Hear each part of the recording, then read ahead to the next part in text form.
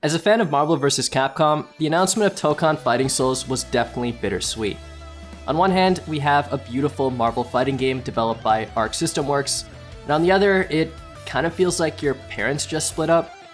Okay, I know Marvel vs. Capcom has been dormant for a while, but last year's fighting collection really did suggest that something else was in the works.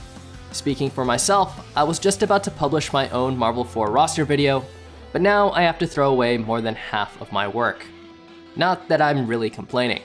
The game itself looks fantastic. A 4v4 tag fighter with ArcSys once again delivering their signature cel-shaded art style. Active tag, stage transitions, and somehow a Gundam V-fin on Iron Man. I can already tell this game's gonna be something special. As for the roster itself, let's work with a hypothetical 42, which gives us some extra room for future DLC. To start, let's get some of the obvious picks out of the way. Spider-Man, Hulk, Iron Man, Captain America, Thor, Wolverine, Black Panther, and Doctor Strange. These characters are modern Marvel, easily their biggest heroes at the moment, and it just wouldn't make sense to make a Marvel fighting game without having all of them. Of course, we have a few more characters already confirmed, but I'm going to be covering them progressively throughout this video. For now, our next character is Cyclops. Despite not getting top billing anymore, I still think it was a mistake to leave him out of Marvel 3. With X-Men 97, Cyclops has seen a bit of a resurgence in popularity, and he was even front and center for the Fighting Collection. I know this isn't Marvel vs. Capcom, but I think it'd be nice if this game still paid tribute to where it all started. Our next two characters are Magneto and Storm. Aside from their status as important legacy fighters, they're easily two of Marvel's most iconic characters. So, including them here is another no-brainer. Storm is already confirmed for the roster, and I gotta say, her look is just top-notch. First her Marvel Rivals design, and now this. Speaking of Marvel Rivals, another X-Men character that Marvel's currently pushing is Magik. She's the sword-wielding sister of Colossus, with the power to teleport and open portals. She can also transform into a demon, which could be a sort of Devil Trigger-esque install super. Deadpool is our next fighter, and again, another obvious choice. He's always been a popular character, and was one of the standout newcomers for Marvel 3. I know it's going to be hard to live up to the Capcom version, but maybe ArcSys can channel some of that crazy Faust energy. Nightcrawler is my all-time favorite X-Men character, so I gotta make room for him here. Sure, he does have some overlap with Magik, both being teleporting, sword-wielding demons, but you know, that hasn't really stopped these games before. To close out the X-Men side of the roster, my final two picks are Armor and Psylocke. Given the game's strong Japanese influences, these two feel like a natural fit.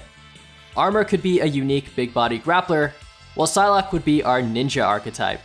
Just like Marvel Rivals, we'll be using the Demon Days version of the character, which further sets her apart from her Versus series counterpart. The next character on the list is Hawkeye. He's a staple member of the Avengers, and could easily be one of the game's obligatory zoners. Scarlet Witch and Quicksilver give ArcSys the opportunity to adapt two more characters that Capcom never got around to. They could really go anywhere with Wanda's magic, and for Quicksilver, I'm excited to see how ArcSys would adapt a speedster character. Likewise, a shrinking character like Ant-Man would also be an interesting challenge. Injustice proves that both of these powers are possible, and I'd love to see ArcSys give us their own take.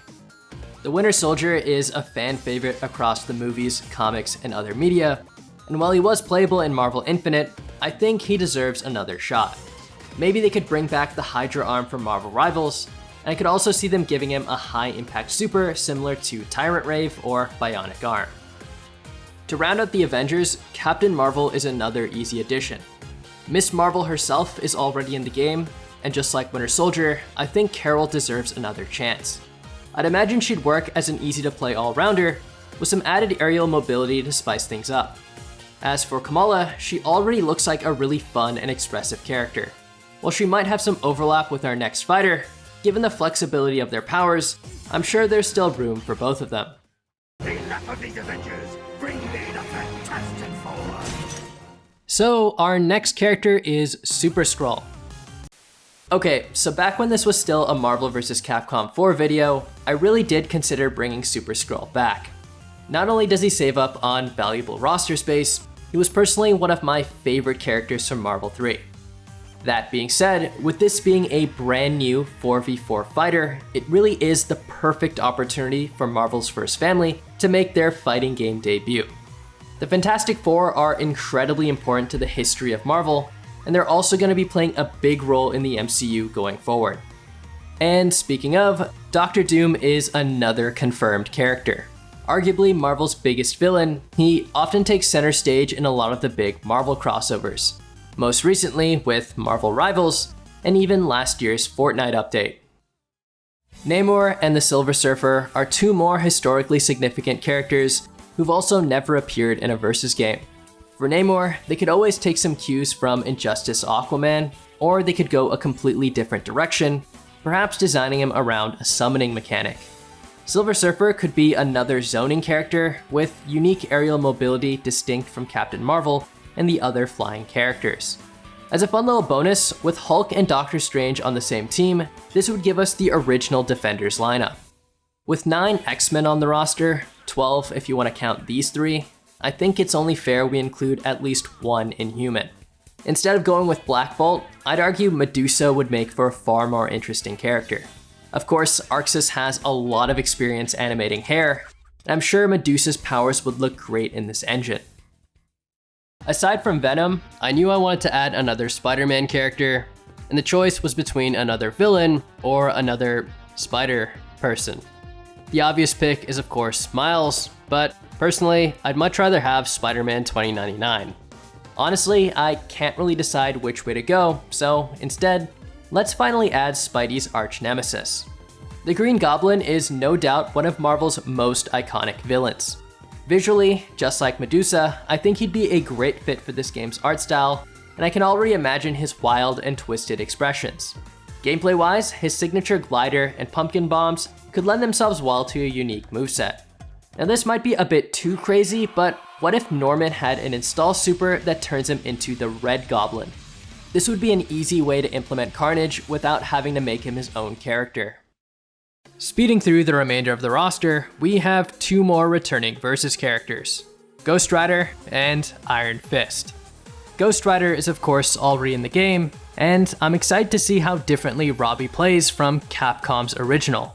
The same can also be said for Swordmaster Iron Fist. While I can definitely see an argument for Shang-Chi, ultimately, I still think Iron Fist is Marvel's premier martial arts hero. For the Guardians of the Galaxy, Star-Lord is our final confirmed character. Looking at his gameplay, he's clearly taking some inspirations from Dante. Now I briefly considered bringing back Rocket, but I don't want to crowd out the roster with too many gunslingers or returning Versus characters. Loki is another fan favorite villain from the MCU, and was also on the cutting room floor for Marvel 3. According to producer Nitsuma, at the time, Loki's trickster abilities just didn't seem like the right fit for a fighting game. In the years since, Loki has become an incredibly popular character who's also been made playable in a number of other games. Perhaps they could take some inspiration from Marvel Ultimate Alliance, building a moveset around his illusions and ice magic. Aside from the Fantastic Four, Daredevil is arguably Marvel's next biggest hero, who's yet to be playable in a Versus game. He's a character with a die-hard fan base, both from the comics and his Netflix show, and including him here would definitely be a big crowd pleaser. Now what if I told you he's already in the game? If you look closely at the New York stage, you could see him poking through this window here.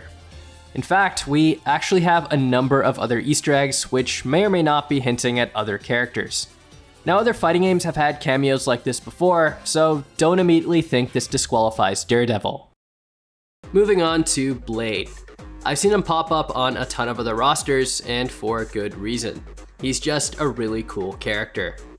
Despite being pretty big in the 90s and early 2000s, just like Daredevil, Blade has never appeared in a Versus game.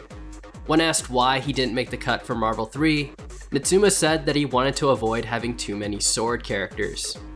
Looking at Blade's arsenal of weapons, I'm sure they could find a way to differentiate him, and if they really want to stick with swords and guns, maybe they could take some cues from DNF Duel's Hitman.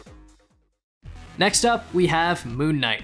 A big part of what makes Moon Knight so fun is just how unstable he is. According to Taskmaster, the reason why he doesn't copy him is because Moon Knight just tanks through stuff. Translating that to a fighting game, maybe we could give him some super armor or invincibility on a few of his attacks. Now you've probably seen this meme before, and yeah, let's just roll with it and give him a bunch of projectiles. Finally, as a way to incorporate his multiple personalities, let's give him an install super that changes up his fighting style, as well as a debuff state similar to Arthur. So I gotta give credit to Reddit user Master of Combat, who's very likely figured out this game's final boss. The champion is an obscure character from the 80s, who's also being hinted at with this graffiti and what appears to be his own throne room. I've never heard of this guy before, but doing some reading, he's apparently this primordial cosmic being that travels across the universe in search of worthy fighters. In his debut story, he organizes this boxing tournament where he defeats some of Marvel's heavy hitters. Honestly, he seems like the perfect fit for a fighting game, and I respect the willingness to go for such a deep cut. So for this final character, I'm just gonna let the video speak for itself.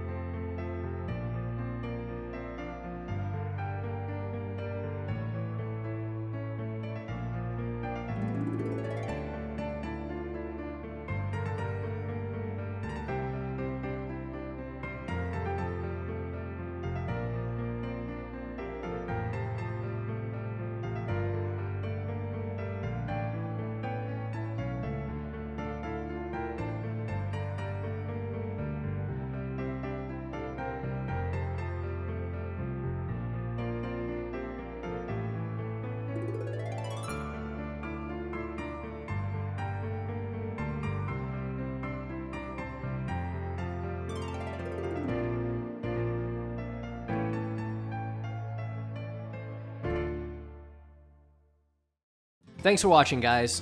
Please don't take any of this too seriously. This video is just meant to be a fun way to open up discussion. I know I might have played things a bit too safe in some ways, so please feel free to suggest more wild out there picks. Anyways, really appreciate your time. Thanks again. Have a good one.